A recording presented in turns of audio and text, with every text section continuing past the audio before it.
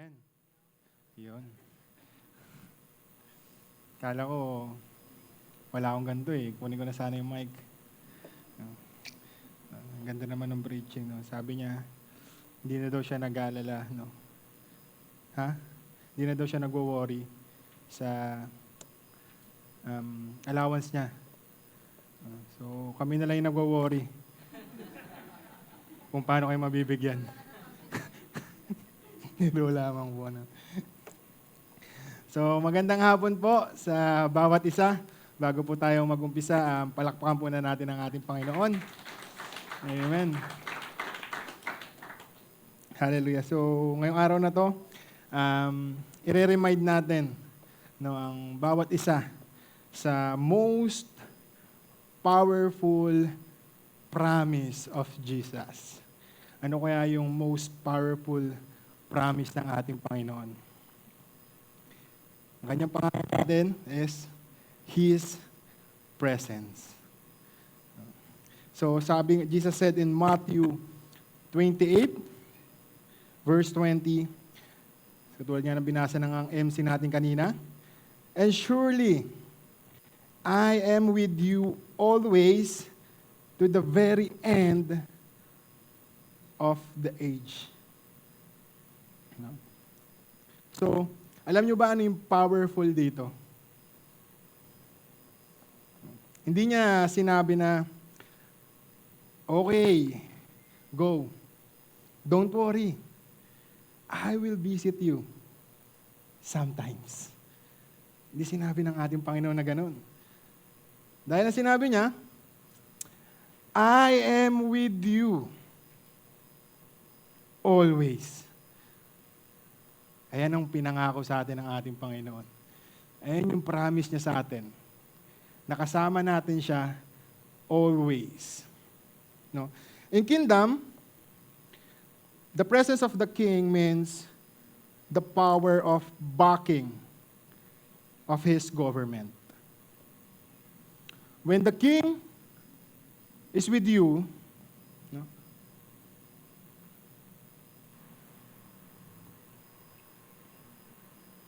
Check. Dalawa.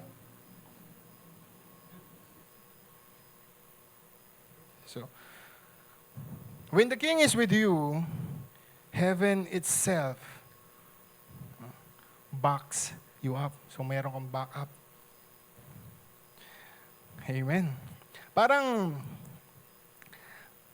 ambassador no, ng Pilipinas. Pag pumunta siya sa ibang bansa, let's say sa US, no, pumunta doon yung ambassador ng Philippines. Kahit na nasa ibang bansa siya, bit-bit niya pa rin yung authority ng Philippines. Kahit nasa ibang bansa siya. So, ganun ka din. You are a kingdom ambassador. Once again, you are a kingdom ambassador. And the king is with you always. You are a kingdom ambassador, plus the king is always with you. So today, pag-uusapan natin tong katotohanan na to. The presence, ako ba maglilipat? Sorry po.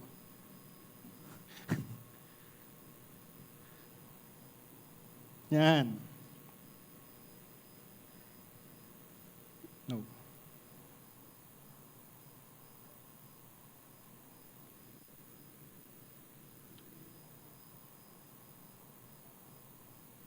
Pwedeng ikaw na po. So ngayon, ang pag-uusapan natin is the presence of Christ empowers the mission. No?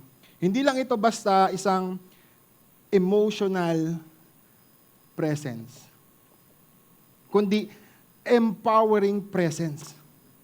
No? This presence give us provision, katapangan, or tapang, at purpose. So, point number 1, the presence of Christ is the proof of kingdom partnership. So meron kang partner.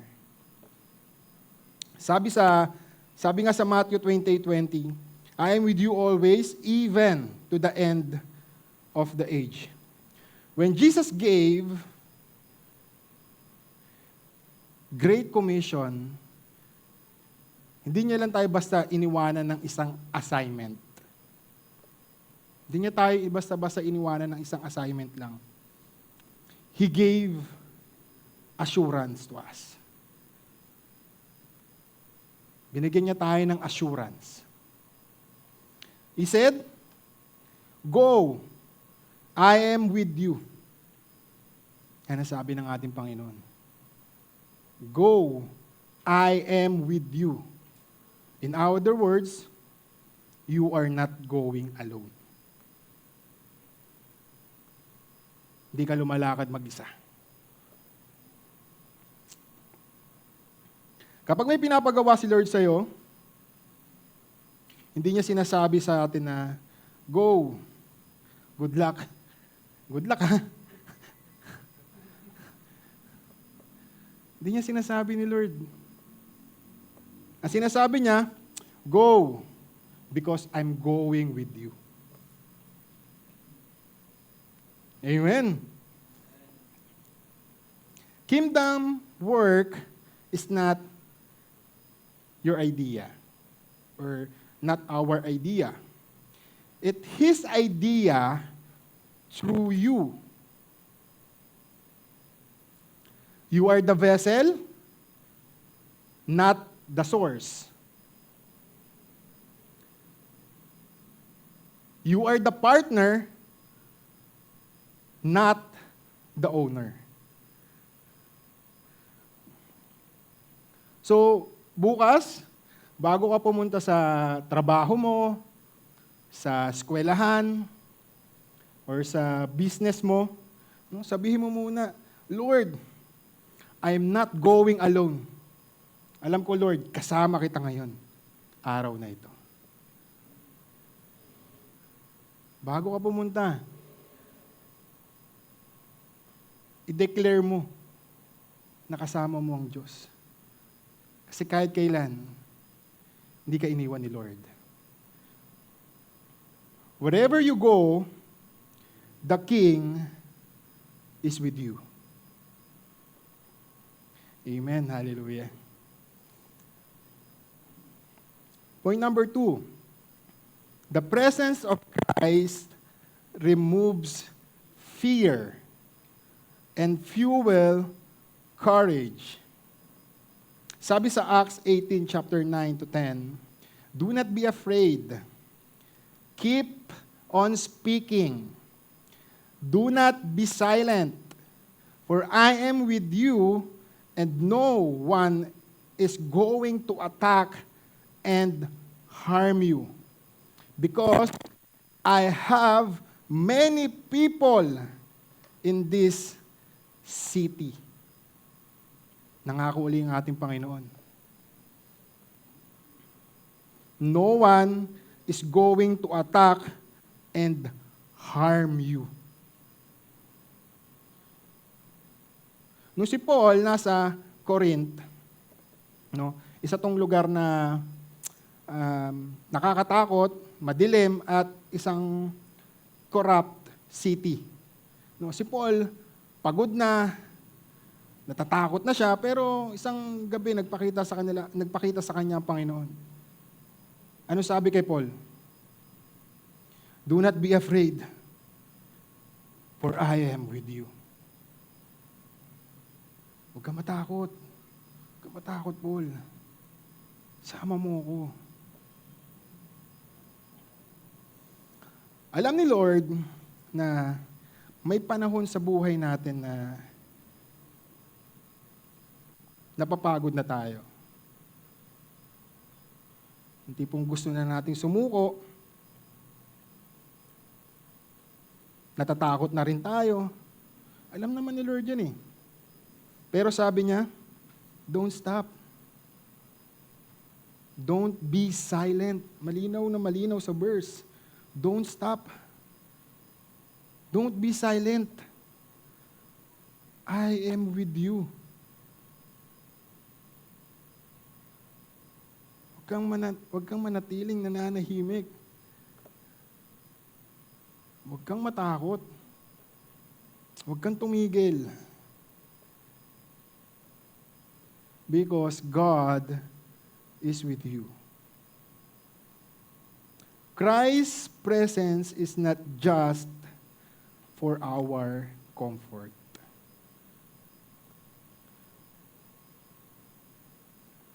It's for courage. Hindi para sa comfort natin to. Kasi kahit kailan, hindi nangako ang ating Panginoon na gagawin niya tayong mayaman.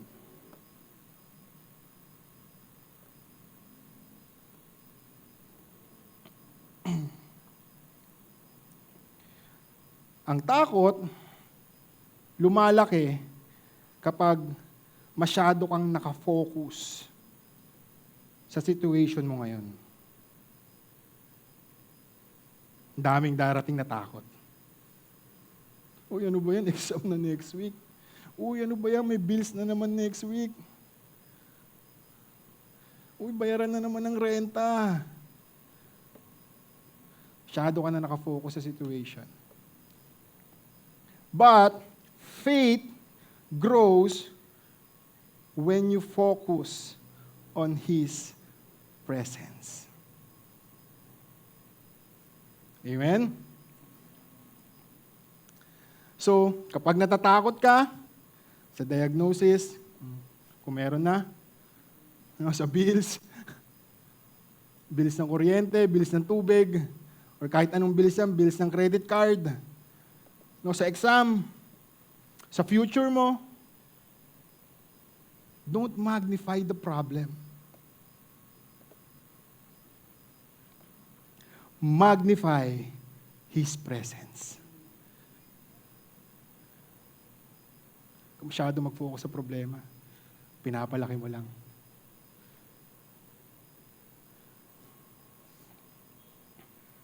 God, pwede natin sabihin araw-araw, God, you are with me in this meeting. Kung nasa meeting ka. God, you are with me in this hospital. God, you are with me in this storm.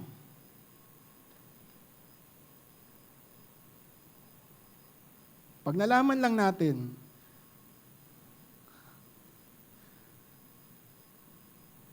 at natutunan natin at naniwala tayong kasama natin ang ating Panginoon araw-araw sa hamon ng buhay natin, araw-araw, hindi mo na kailangan matakot.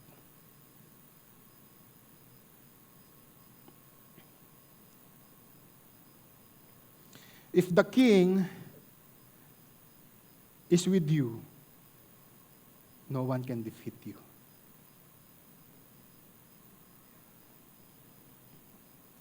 Point number 3. The presence of Christ sustains and provides. Sabi sa Hebrews chapter 13 verse 5 to 6. Never will I leave you. Never will I forsake you. The Lord is my helper. I will not be afraid. In the kingdom, the presence of the king guarantee provision. Where the king, kung nasa ng hari, nandun ng supply. Kahit na walang laman yung wallet ko, or wallet nyo, or GCash nyo, kahit walang laman yan, huwag ka malungkot. May pag-asa ka. Kung kasama mo si Kristo, may pag-asa ka pa. Kasi hindi siya umaalis kailanman.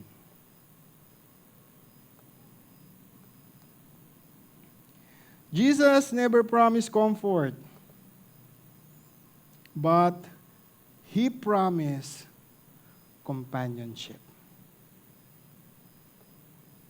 Hindi tayo pinangakuan ng comfort ng ating Panginoon, pero nangako siya sa atin ng companionship. And His companionship brings contentment.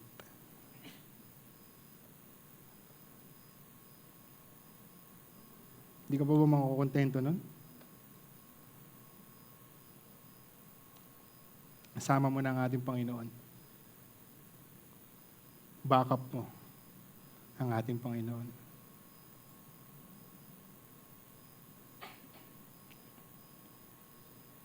There was a missionary in Africa, hindi ko lang alam kung narinig nyo na to, na naubusan ng pera at nawalan ng support ng missionary.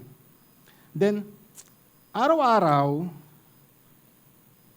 ng buhay niya, merong nagiiwan ng pagkain dun sa labas ng pinto niya. Sabi niya, hindi ko alam kung sino yung nagiiwan nito dito. Pero I know kung sino ang gumalaw sa kanila para gawin ito. So, when the king is with you, even on time ng taggutom, there will be provision.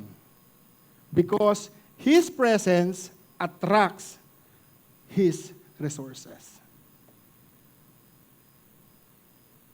Presensya ng Diyos attract His resources.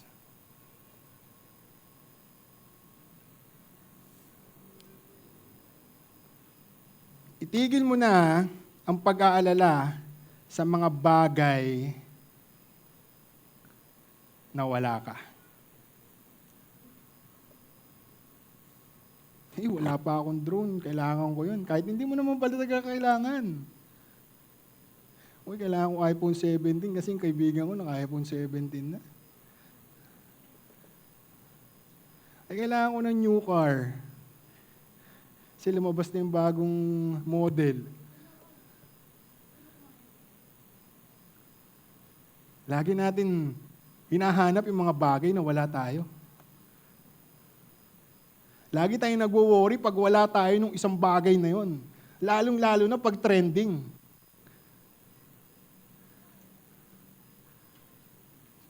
Nagwo-worry tayo, kailangan ko magkaganon, paano ko magkakaganon? Kailangan ko sumabay.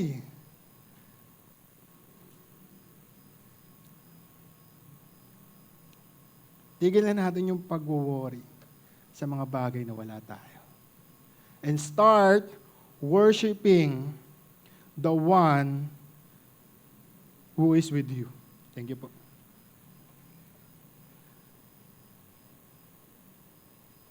Tigil na natin ang pangangamba sa mga bagay na wala tayo. At umpisahan natin i-worship ang ating Panginoon. Amen. God's presence is our provision. The presence of Christ empowers the mission. Sabi sa Matthew 28, verse 19 to 20, "Go therefore and make disciples, and I am with you always." Ang presensya ng ating Panginoon ay hindi lang basta sa comfort natin.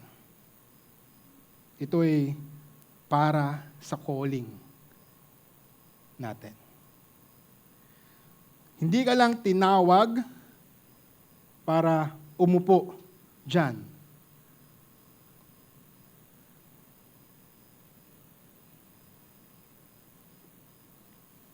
Tinawag kang magdala ng kingdom kahit nasaan ka man. In your school, in your business, sa trabaho mo. Remember, you are a kingdom ambassador. Anak ka ng hari. Because He adopted us means anak na rin tayo ng hari. And kapag anak ka ng hari, means you walk with authority. Dapat mismo ang hari nakikita mismo sa iyo.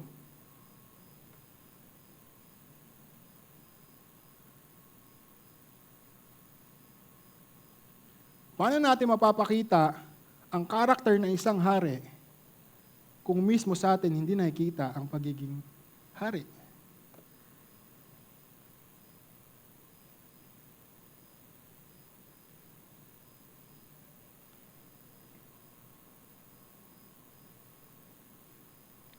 When you step into your workplace or in your barangay or sa trabaho mo, you are not stepping in just like an ordinary person.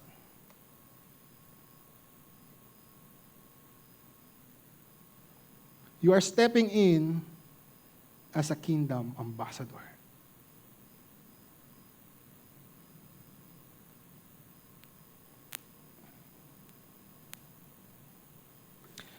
Yung isang believer sa Middle East, he secretly share God's Word.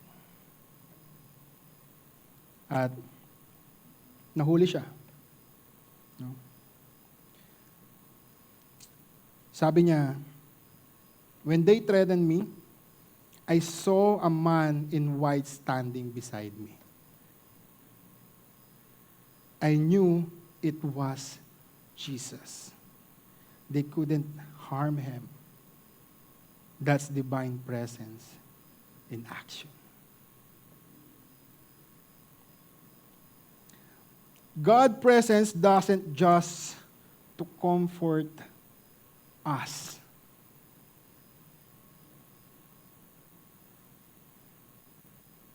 It commissions you. You are not alone sa mission. Hindi ka nag-iisa sa mission mo. The King Himself goes with you and establishes kingdom on earth. Ang hari mismo kasama mo. Si Jesus.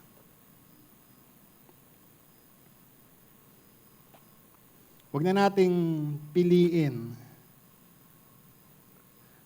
ang manahimik na lang. Silent is disobedience.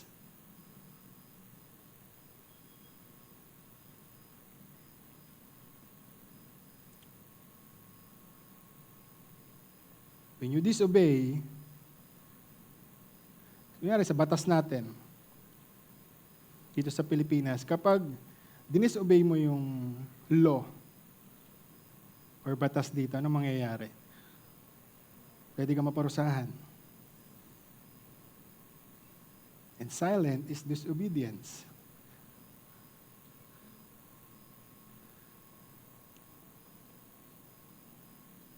Wherever you go, kahit saan ka pumunta, influence your word with kingdom principles.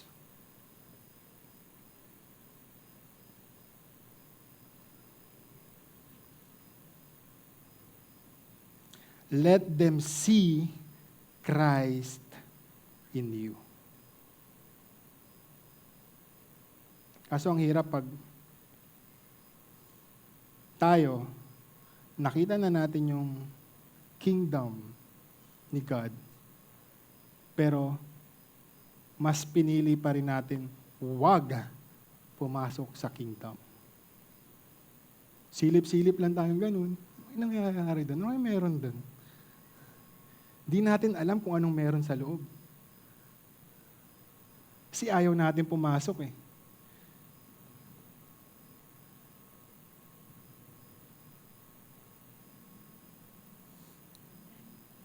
You are not alone. The King is with you, and His kingdom is with you.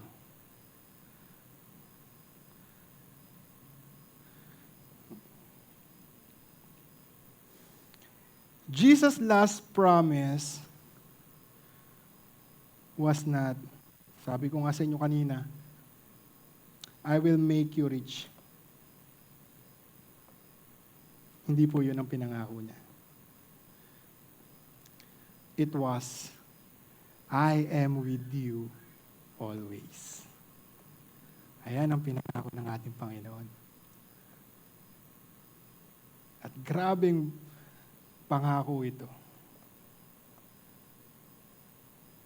Nakasama natin ang ating Panginoon always of our life.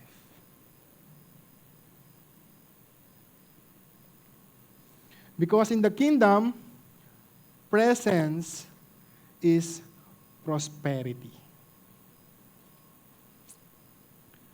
When you have His presence, you have everything you need. That's simple.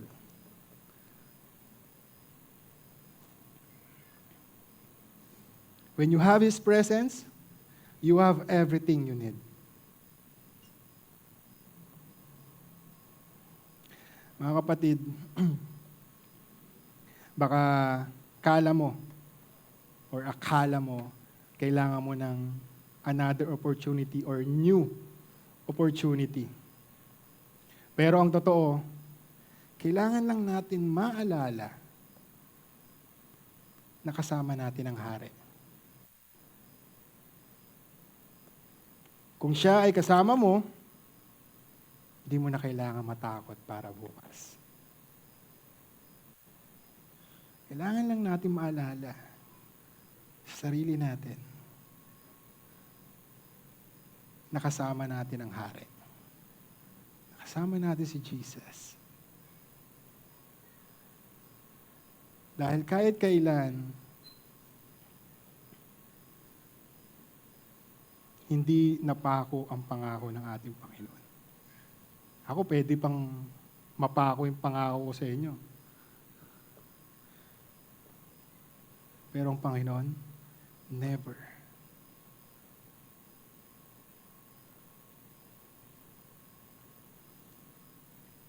Kaya bakit ka matatakot para bukas? Don't be afraid. God is with you. Kung anong Jesus, yung kasama ng mga disciples back then, ayun ang kasama mo ngayon. Kasama mo maglakad. In your ministry, in your business, sa bahay mo, sa trabaho mo, kung sinong Jesus ang kasama ng mga disciples dati maglakad, siya rin yung kasama mo ngayon. Walang pinagkaiba.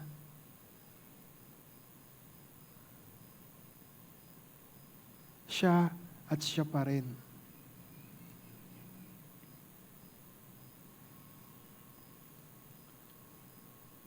You are never be alone. Because the King is with you. His presence empowers your mission.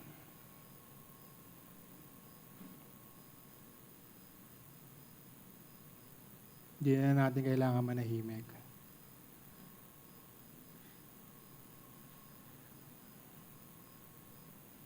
Because we know already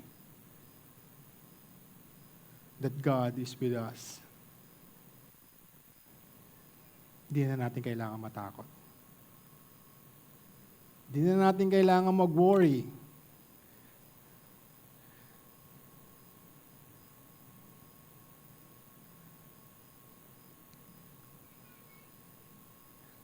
Kasi naintindihan na natin ngayon na kasama natin ang ating Panginoon. fully understand ang pangako ng ating Panginoon.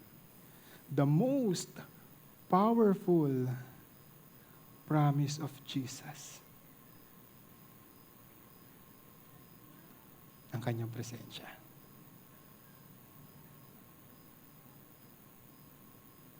Kaya huwag mo isipin nag-iisa ka. God is with you.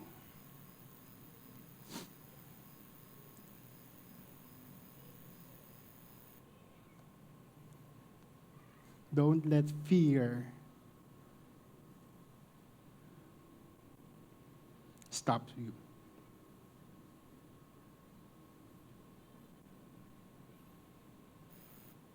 Huwag mo hayaang pigilan ka ng takot.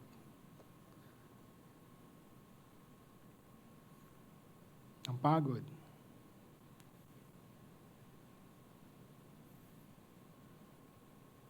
Is because God is with you always.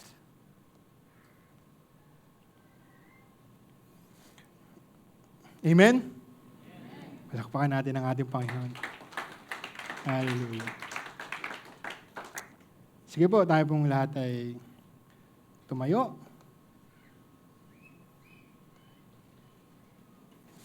If you believe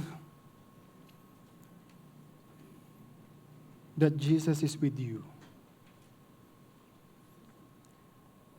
then walk with confidence. If you believe that Jesus is with you, speak with authority. If you believe Jesus is with you, serve with passion. Because when the King is with you, the kingdom moves through you. Amen and amen. Tayo pong lahat ay yumuko at manalangin tayo sa ating Panginoon. Hallelujah, Lord. Lord Jesus, thank you for your presence. Forgive me for the times I forgot you were beside me. Patawarin niyo kami, Lord, na minsan, mas pinipili namin at akala namin na naglalakad lang kami mag-isa at hindi ka namin kasama, O Lord. But now, Lord, alam na namin, Lord, naintindihan na namin, Lord, ang iyong pangako na kasama ka namin, O Lord, parate. At hindi mo kami iniwan, O Lord, kailanman. Lord, let your presence before me, O Lord, beside me and within me.